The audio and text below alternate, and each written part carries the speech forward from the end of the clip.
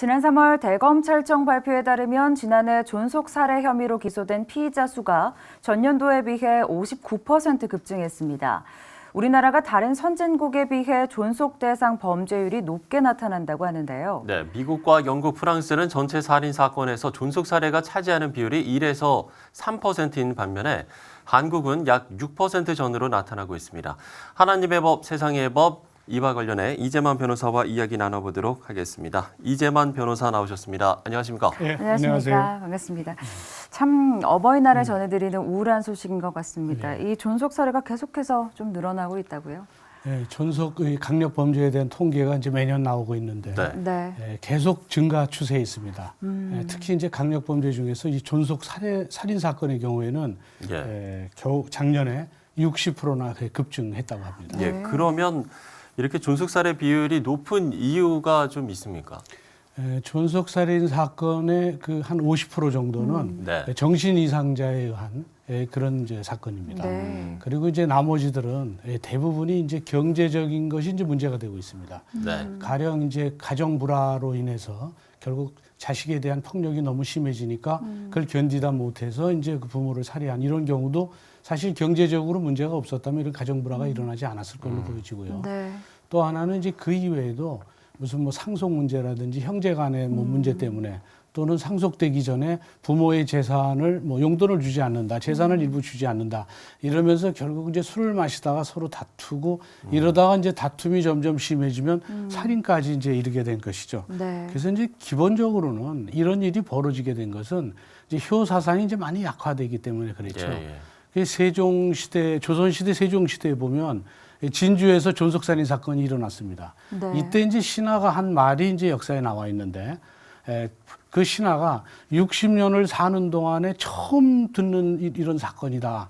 조선 시대에는 60년 동안 전국적으로 존속살인이 거의 안 일어난 모양입니다. 네. 그런데 그 당시에는 이제 세종대왕께서도 이게 엄히 처벌해야 된다는 그 얘기를 듣고 엄히 처벌을 하면서도 이것은 효사상이 없고 인간으로서의 도리가 제대로 지켜지지 않아서 이런 것이다. 그래서 이걸 효사상을 증진시키기 위해서 이제 삼강행실도라는 걸 만들죠.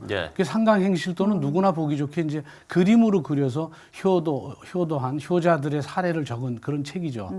그래서 이제 앞으로는 이 효사상이 너무 약화됐으니까 이제 약화된 건 어쩔 수 없는 사회적 환경이에요. 핵가족화가 되니까 부모가 할머니, 할아버지에게 존경하고 효도하는 거 보지 못하고 자라나서 사실은 또 그러고 지금 부모 세대들은 본인들이 맞벌이를 해서 아이를 키우기에도 바쁘니까 부모한테 효도를 못하니까 그 밑에 손자들도 효도하는 걸 잘 못하는 것이죠. 이런 핵가족의 문제들이라든지 또는 이제 그 익명성이 보장된 사회죠. 예전에는 사실은 이제 농업사회이기 때문에 둘에 의해서 서로 협동해야만 살아갈 수 있는 사회였었어요. 그러다 보니까 어느 집 자식이 잘못하면 아이고 뭐 이서방네도 자식이 잘못됐네 하고 이렇게 지적이 돼서 모든 사람이 그걸 고쳐줬는데 지금은 아파트 생활을 하고 익명성이 보장되니까 도시화되고 이웃 간에도 서로 지적을 하지 않아요. 그러다 보고 또 하나는 어느 집안에서 이 가정폭력이 심하게 일어나도 거기에 적극적으로 개입하려고 하지 않습니다. 그러니까 효사상이 점점 옅어질 수밖에 없는 공업사회, 정보화 사회로 이렇게 나가다 보니까 지금 이제 이런 문제들이 많이 일어나고 있는 것이죠. 존속 범죄가 일어나는 이유에 대해서 설명을 해주셨는데 말씀을 들어보니까 이게 개인적인 요인뿐만 아니라 사회적인 요인도 굉장히 복합적으로 나타난다는 생각이 들거든요. 그렇습니다. 그렇다면 좀 사회적으로 좀 다각적인 대책이 좀 필요할 것 같은데요. 사회적 대책은 결국 이제 사회 안전망을 구축하는 것이죠. 사회 안전망을 구축한다는 것은 이제 인식의 변화도 필요한데 가정의 문제는 국가가 개입하지 않는다. 이렇게 돼서 자식은 부모를 고소할 수 없어요. 그렇게 법이 돼 있었습니다. 그동안. 그러니까 부모가 자식을 폭행을 해도 자식은 부모를 어떻게 고소하느냐. 그래서 고소할 수 없었는데 지금은 법이 바뀌어서 자식이 부모를 고소할 수 있습니다. 가족폭력에 한해서만. 그러니까 집안에서 가정폭력이 있으면 즉각적으로 주변 사람이나 또는 경찰 수사기관에 도움을 요청하면 그렇다고 부모를 바로 처벌하는 건 아니고 가정법원에서 보호조치를 합니다. 일단.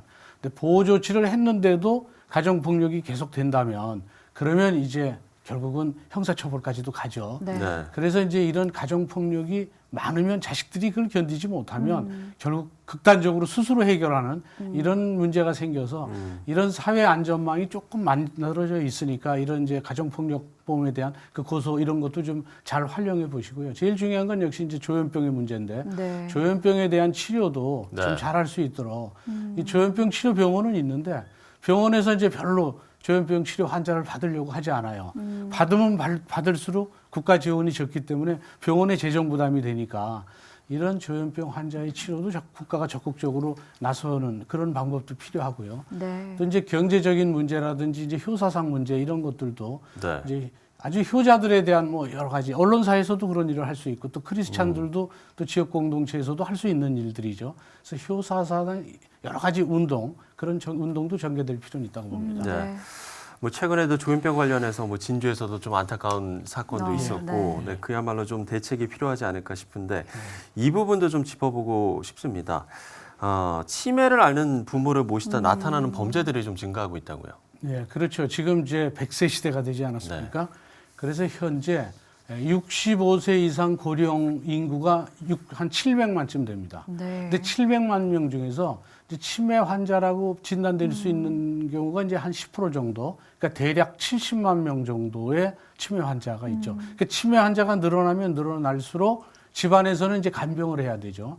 이제 간병을 하다 보면 이제 장병에 효자 없다고 하다 보면 어떤 이제 스트레스를 받고 또 제일 중요한 건 역시 경제적 문제예요. 그렇죠. 간병비가 너무 많으니까 네. 결국 이제 맞벌이 부부가 하다 보면 이제 간병인을 둘 수밖에 없고 간병인에 대한 것을 어쩔 수 없이 빚을 얻게 되면 빚이 커지면 결국 그 경제적 부담을 견디지 못하니까 예. 결국 자기 합리화를 하게 돼요. 네. 부모가 이렇게 치매로 고생하느니 차라리 돌아가시는 게 부모가 더 편할 수도 있다.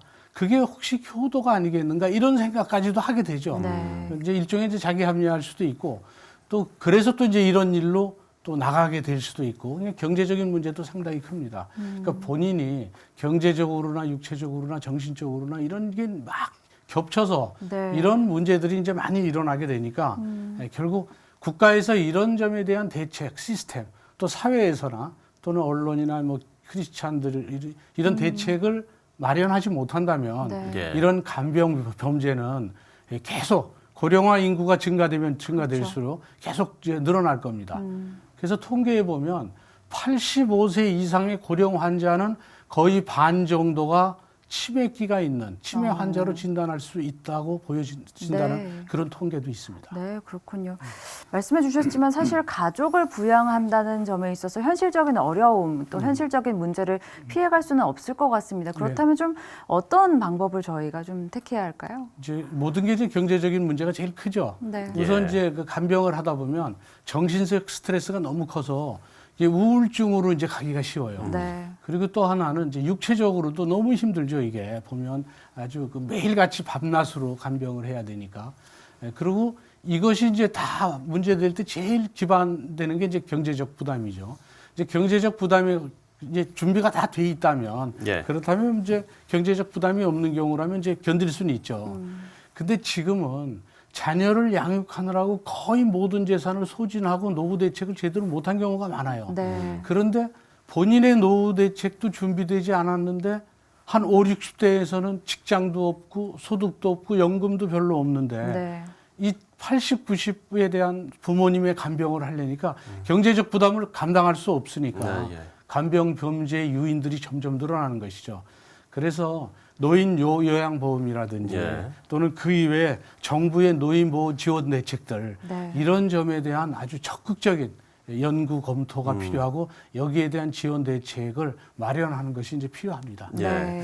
그런가 하면 요즘 이 마을 공동체 중요성이 다시 부각되고 있는 추세에서 네. 올해 6월부터 이게 지자체별로 커뮤니티 케어 이게 시범적으로 운영된다고 하는데 이런 역할들을 좀 교회가 나서서 했으면 좋겠다 이런 생각도 좀 들거든요. 예, 가장 좋은 방법 중에 하나죠. 네. 이 커뮤니티 케어라는 것은 이제 문자 그대로 본인이 치매 환자가 살던 그 지역에서 지역 사회에서 이제 돌봄을 하는 거죠. 지역 돌봄 이제 사회 시스템인데 네. 이제 지역에서 보면 가정은 아니더라도 그 지역에 있으니까 이제 본인이 익숙하죠. 치매 환자라도 익숙한 환경에서는 상당히 많이 이제 좀 이게 호전되기도 하고 하니까 예. 그리고 이제 악화되지도 않고 네. 그래서 이제 지역 사회의 케어 시스템, 네. 커뮤니티 케어 케어. 시스템 네. 이건 굉장히 좋은 방법입니다. 네. 그래서 결국은 커뮤니티 케어 시스템이 지자체에서 이제 시작을 하지만 이거를 크리스찬이나 기독교 공동체에서도 할 수 있어요. 교회에서 할 수도 있고 교회의 어떤 동아리에서도 할 수도 있고 네. 그래서 그거는 커뮤니티 케어는 이제